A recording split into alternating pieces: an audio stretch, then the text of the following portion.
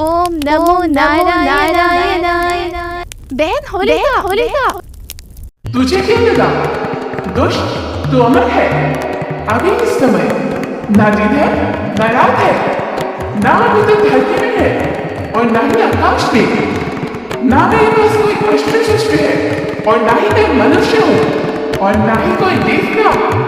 अब तेरा निश्चित है। हमारे हिंदू धर्म में कई पौराणिक कथाएं प्रचलित है जिनकी स्मृति में त्योहार मनाए जाते हैं। ऐसा ही एक त्योहार है फाग यानी होली, जिसे फाल्गुन में मनाया जाता है। तो आइए जानते हैं कि आखिर होली क्यों मनाई जाती है और होलिका दहन से जुड़ी कथा। यह कथा है भक्ति की शक्ति की। यह कथा है भगवान नरसिंह की। यह कहानी है भक्त प्रहलाद की। एक समय पर हिरण्यकश्यप नाम का एक राक्षस रहा करता था, जिसे ब्रह्मदेव का एक वरदान प्राप्त था। ओम ब्रह्मदेवाय नमः। मैं तुमसे अति प्रसन्न हूँ, कोई भी वरदान मांग लो वत्स। मुझे अमरता का वरदान दीजिए ब्रह्मदेव। लेकिन पुत्र, मैं तुम्हें अमरता का वरदान नहीं दे सकता, क्योंकि ये असंभव है। जो भी जन्म लेता है उसकी मृत्यु निश्चित है। तुम अमरता के अतिरिक्त कोई भी और वरदान मांग लो। नहीं, तो फिर मेरे इतने तपस्या का क्या लाभ ब्रह्मदेव? नहीं, मुझे बस अमरता का ही वरदान चाहिए।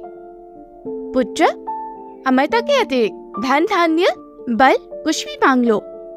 तो फिर ठीक है ब्रह्मदेव, मुझे अमरता का वरदान ना सही, लेकिन मुझे यह वरदान दीजिए कि मेरी मृत्यु ना कोई अस्त्र शस्त्र, ना दिन में ना रात में, ना पृथ्वी पर ना आकाश पर, ना देवता ना मनुष्य, किसी के हाथों ना हो। तथास्तु। अब मैं अमर हो चुका हूँ। अब कोई भी मुझे मार नहीं सकता।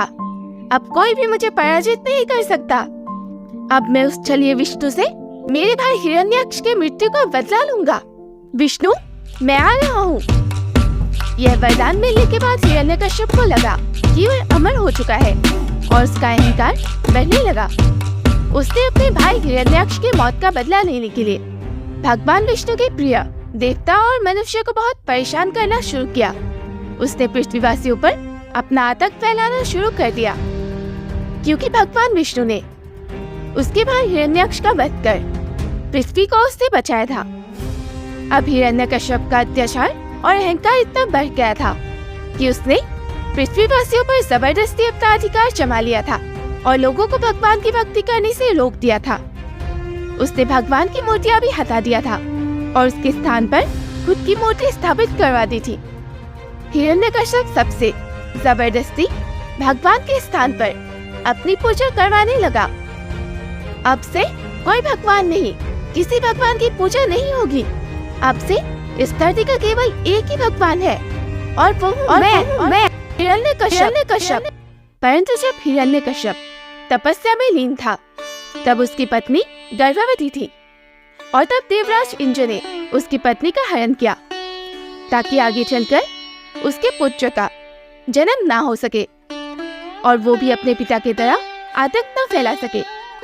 परंतु देवराज इंद्र को ऐसा करने से देवर्षि नारद ने रोक लिया और देवर्षि नारद ने हिरण्यकश्यप की गर्भवती पत्नी को अपने आश्रम में ले आए और हिरण्यकश्यप की पत्नी देवर्षि नारद के सानिध्य में रहने के कारण, उनके आश्रम में रहने के कारण देवर्षि नारद का आश्रम भक्ति का परिवेश, जहाँ हर तरफ भक्ति थी, सब विष्णु भक्ति करते थे। हिरण्यकश्यप की पत्नी के गर्भ में पल रहा शिशु को भी वहाँ से भक्ति का बीज मिला। गर्भ से ही हिरण्यकश्यप का शिशु नारायण भक्ति में लीन रहा करता था। वह नारायण का जप किया करता था। नारायण नारायण नारायण श्री नारायण। और कुछ समय पश्चात हिरण्यकश्यप का एक पुत्र का जन्म हुआ। अब हिरण्यकश्यप की पत्नी अपने महल में वापस आ चुकी थी। हिरण्यकश्यप अपने पुत्र के जन्म से बहुत ज्यादा खुश था। हिरण्यकश्यप का अत्याचार बढ़ता जा रहा था। धरतीवासी तीनों लोग उसके आतंक से पीड़ित थे। सब नारायण से विनती कर रहे थे कि कब उनका उद्धार होगा। तब वह हिरण्यकश्यप उस राक्षस को छोड़ भगवान की पूजा कर सकेंगे। और होते होते 5 साल बीत गए। अब हिरण्यकश्यप का पुत्र 5 वर्ष का हो चुका था। उसका नाम प्रहलाद रखा गया।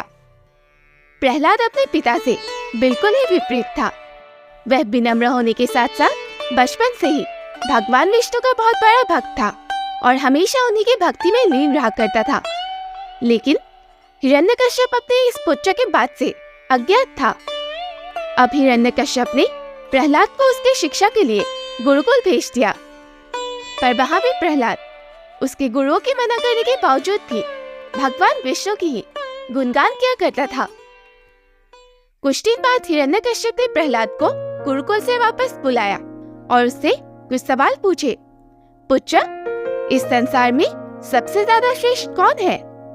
पिताश्री, इस संसार में सबसे ज्यादा श्रेष्ठ और सबके नाथ केवल एक ही है, और वो है मेरे प्रभु नारायण, यानी कि श्री हरि विष्णु।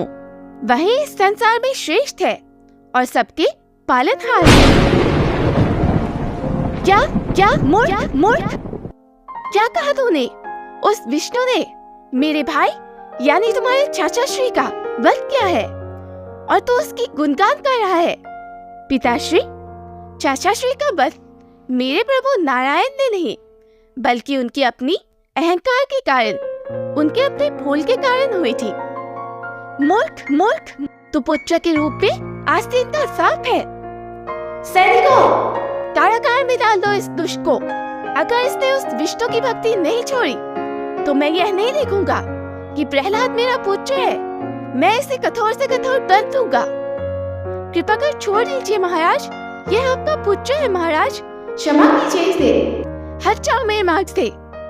और हिरण्यकश्यप ने छोटे से बालक प्रहलाद को कारागार में डाल दिया, पर वहाँ भी प्रहलाद ने नारायण की भक्ति नहीं छोड़ी।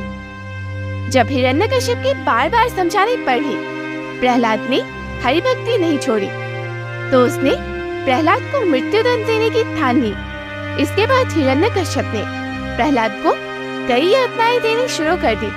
उसने प्रहलाद का खाना पीना भी बंद करवा दिया था। उसने यह नहीं देखा कि वह उसका अपना ही पुत्र है।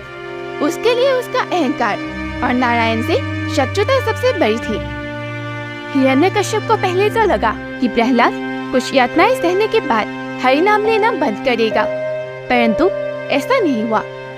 छोटा सा प्रहलाद इतनी यातनाएं सहने पर भी, कारागार में बंद रहने पर भी उसने हरि भक्ति नहीं छोड़ी। और तब हिरण्यकश्यप ने उसे सजा देने का निश्चय कर लिया। पहले हिरण्यकश्यप ने अपने सैनिकों से कहकर प्रहलाद पर एक भयानक विषैला सर्प छोड़ दिया, पर वो प्रहलाद को डसने के स्थान पर उस पर प्यार से लपेट गया। यह देख हिरण्यकश्यप हैरान हो गया। फिर उन्होंने प्रहलाद को जहरीला भोजन कराया, पर भगवान विष्णु की कृपा से वो विष भी प्रहलाद के लिए अमृत के समान बन गया। ओम नमो नारायण। जब प्रहलाद पर विष का भी कोई असर न हुआ, तब हिरण्यकश्यप ने अपनी अगली चाल चली। उन्होंने प्रहलाद को एक गज से यानी कि एक हाथी से कुचलवाने की कोशिश की, परंतु फिर एक बार नारायण की कृपा हुई और वो हाथी प्रहलाद को कुचलने के स्थान पर उस पर पुष्प बरसाने लगा। जब हिरण्यकश्यप की यह कोशिश भी विफल हुई, तब उन्होंने उसे मारने का अनेकों चेष्टाएं की। उसने उसे चट्टान से फेंक दिया, पत्थर से बांधकर समुद्र पर फेंक दिया, परंतु प्रहलाद को किसी से भी कुछ भी हानि नहीं हुआ। हिरण्यकश्यप प्रहलाद को मारने की हजारों कोशिश करता गया, पर हर बार भगवान विष्णु की कृपा से प्रहलाद बच जाता था।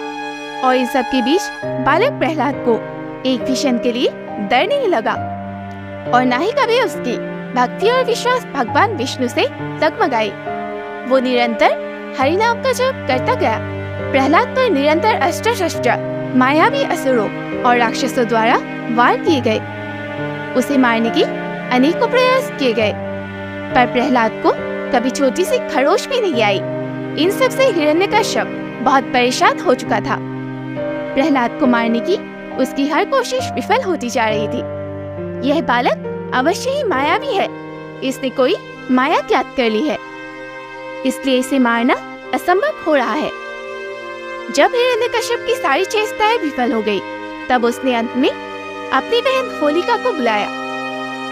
होलिका एक बहुत ही खतरनाक राक्षसी थी, जिसके पास एक जादुई दुशाला यानी कि कंबल था, और उसे यह वरदान था कि उसके उस दुशाला पर कभी भी आग नहीं लगेगा। और अपने भाई हिरण्यकश्यप की आज्ञा पर होलिका उस दुशाला को लेकर जलती आग में प्रहलाद को गोद में लेकर बैठ जाती है, इसी आशा से कि प्रहलाद जलकर भस्म हो जाएगा।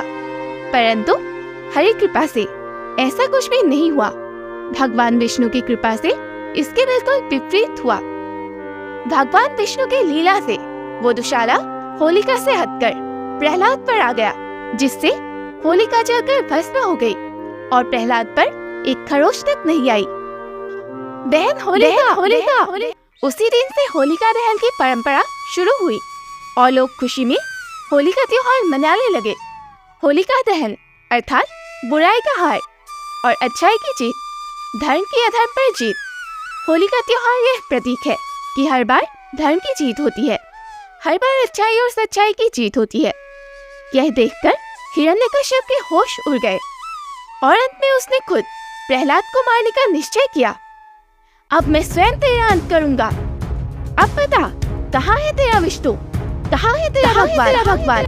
पिताश्री, इस सृष्टि के कण कण में है भगवान। वो आप में भी है, मुझ में भी है। हरि हर जगह है। अच्छा, हर जगह है तो इस खंबे में भी होगा तेरा भगवान। बता, इस खंबे में है तेरा भगवान? हाँ पिताश्री, मेरे भगवान इस खंबे में भी है। अच्छा, तो बुला अपने भगवान को, देखते हैं आता है या नहीं तेरा भगवान। तभी अचानक गर्जना हुई, मेघ गरज उठे। हिरण्यकश्यप चौंक गया। तभी अचानक उस खंबे से भगवान विष्णु का अवतार भगवान नरसिंह उस खंबे को चीरकर प्रकट हो गए।